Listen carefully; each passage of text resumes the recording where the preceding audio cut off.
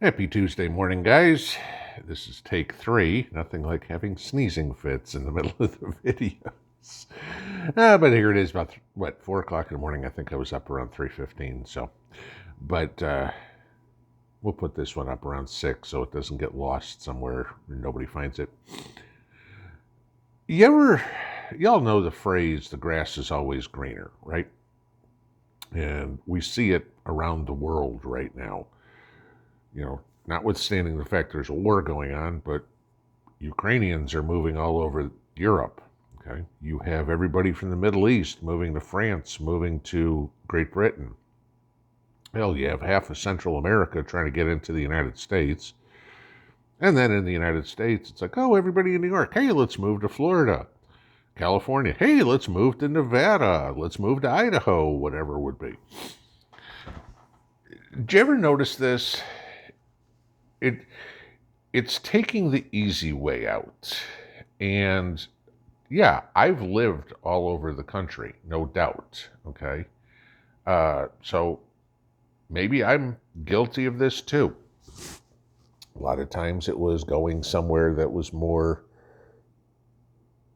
possible to find a job, or, in the case of moving here, it was Mrs. P didn't like the heat in Nevada. Okay, so people have all sorts of reasons for moving. But I look at this and I go, are we doing it wrong? Because we all know the stories of people, I'm from New York, I'm moving down to Florida, and the first thing everybody says, don't bring your liberal attitude with you. And I'm of the opinion that it's not the liberals that are moving from New York to Florida. It's the conservatives getting away from the wackos. California to Arizona may be a little different, okay? But I have a tendency to think it's more people trying to move to areas that are more conducive to their thought process, right? Now, y'all know I am very much a proponent of balkanization of the United States, okay? I think this country needs to split. I think it will. I think we're well too far gone for, well, can't we all get along, right? We're just messed up, all right? But for a lot of people, that's not realistic. That I can't just up and move from Oregon to Kansas or Chicago to Tennessee or whatever it would be, all right? I can't leave the blue area and go to the red area. And inevitably, I live in Austin, Texas, and, it was always so nice and blue, but it's a red state. I've got to get out of here. Sure, there's people going the other way, too. I get it. Okay, so this works for both. But to quote Dorothy, there's no place like home. You have family there. You know the culture of the town, state, city, whatever you live in. I mean, no offense, but the United States is a pretty big place, and we do different things very differently in different parts of the country, okay? I mean, the food that's eaten down south is very different than the food that's eaten out west. Throw somebody avocado toast down in Mississippi, good luck, okay? Not happening. But sometimes with everybody that needs to stay where they are, there's no place like home. What can you do to change where you are? And I'm not talking politically or anything like that. I'm talking about very close at hand, your neighbors and everything. In that forum that Magic Prepper had the other day, where the 4 guys were talking about the same topic we kind of talked about yesterday, is cohesiveness with the unit and things like that. One of the guys brought up a real good point, and he said, sometime opsec needs to be thrown out the window, okay? And I thought, again, thinking outside the box, and this guy was thinking outside the box. I think his name was Damien. I'm watching that video. The guy's brilliant, okay? But he was saying, you gotta take a little bit of a leap of faith sometime. You know, sure, none of us are putting a sign out in front of a house that says I'm a conservative. Well, maybe are you putting a Trump sign out there or whatever, or DeSantis sign or whatever here 2 years from now. But you're certainly not putting up a sign that says I'm a prepper. Okay. But you might want to think about dropping the gray man a little bit and start trying to change the thought process in your area. You know, sure, there's plenty of people that think we're whacked out, tinfoil hat wearing nut jobs. There's a lot of people that might be using that as a defense mechanism too. And again, I'm going to make you think. They know the world is FUBAR. They just don't know what to do about it, how they can solve it. It's overwhelming. Everybody, think about when you had that epiphany that one morning and says, you know what? I think I'm going to start putting stuff away. And whether it was 2 years ago, 5 years ago, or 30 years ago, it was 30 years ago, you obviously weren't getting on the internet and looking stuff up. But if you've done it any time in the last 30 years ago, you could have gone and watched prepper videos, prepper channels, prepper blogs, prepper websites, God knows what. And you got overwhelmed real quick, okay? And a lot of people maybe had the thought in their head, but they didn't stick it out. And maybe they still have it in their head, but they don't know where to go. And maybe what's a good thing is to drop the opsec just a notch. Not, I mean, like I said, don't put a sign out front of your door that says prepper lessons here or something. But when you're talking to neighbors or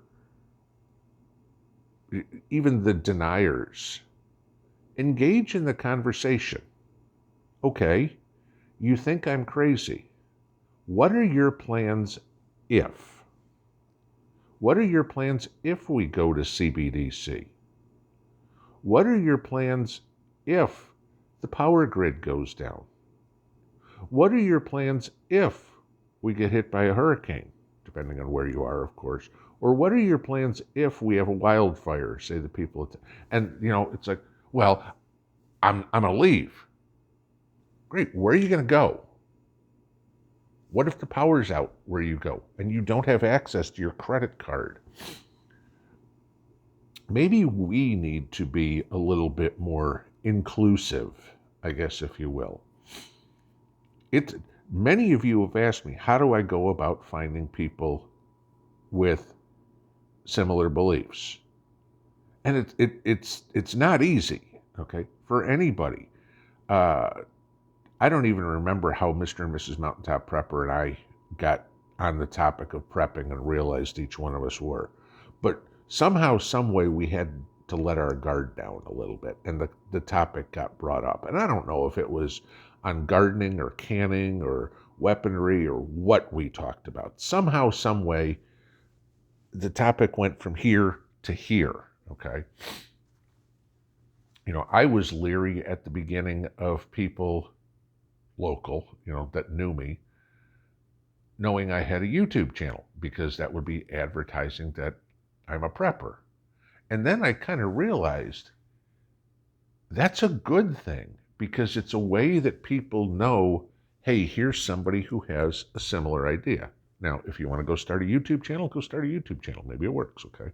Start a blog, do whatever. But Magic's video got me thinking. It's like, yeah, he's right.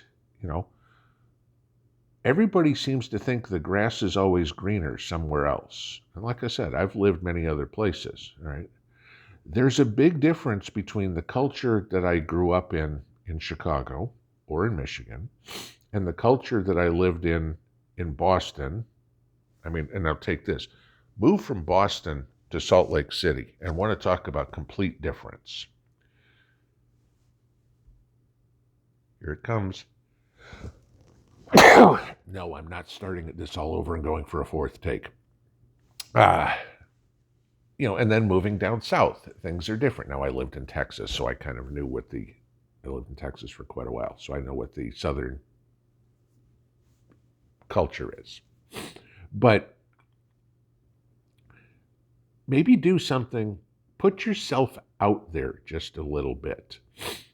I don't know where you are. I've mentioned the freesteading site where you guys can get together by state and see if somebody's local to get together. But maybe put something together in your town, okay? Travis at the Prepared Homestead, another fabulous channel, does his meetups with like-minded people. Now, granted, he lives in the Ozarks, and the Ozarks is a hotbed for preppers, so it was maybe a tad easier, but they had to put the work in, okay? And that's prepping, putting the work in. But have you ever given thought to, hey, maybe I reserve the community center or a conference room in the library? I mean, these places don't cost anything, all right? And put something up on Nextdoor or your Facebook group or something and say, hey, here's a preparedness meeting or something, or I'm going to sneeze again, or however you want to do it. Maybe not go crazy prepper and walk in and camouflage with a AR-15 around your back, but put a group together, people that are interested in learning about food preservation, or people that want to get together to discuss hurricane preparation, wildfire preparation, whatever. Don't say, EMP, economic collapse, all this, because you're going to attract a bunch of wackos. But it's an idea for how to meet some like-minded people. And I know that question comes up a lot. So, just something I thought, but, Magic and his group there had a great idea. Maybe drop the opsec just a little bit. Don't get me wrong, Gray Man's important. Gray Man's going to be important before and at the beginning of an SHTF situation. But 2 weeks into an SHTF situation, Gray Man's out the window. You go, why? I don't want everybody to know I have stuff. Actually, yeah, you do. Okay? A couple weeks in, because a couple weeks in, the people that are left, either that haven't already boogied outside of town or died, okay, are going to be the people that you are going to have to build community with and have to count on. A couple weeks in, Gray Man won't mean anything. If you know some of those people now who are, this is my Alamo and I'm standing on the hill, if that's your plan too, it would behoove you to get to know them a little earlier. That was an idea on how to do it. Maybe subtly go in and talk about, what are our plans here? The people that have the similar mindset will know exactly what you're talking about. The people that are kind of on the fence might, and the people that are clueless won't bother. Just an idea. Have a good Tuesday. Pinball out.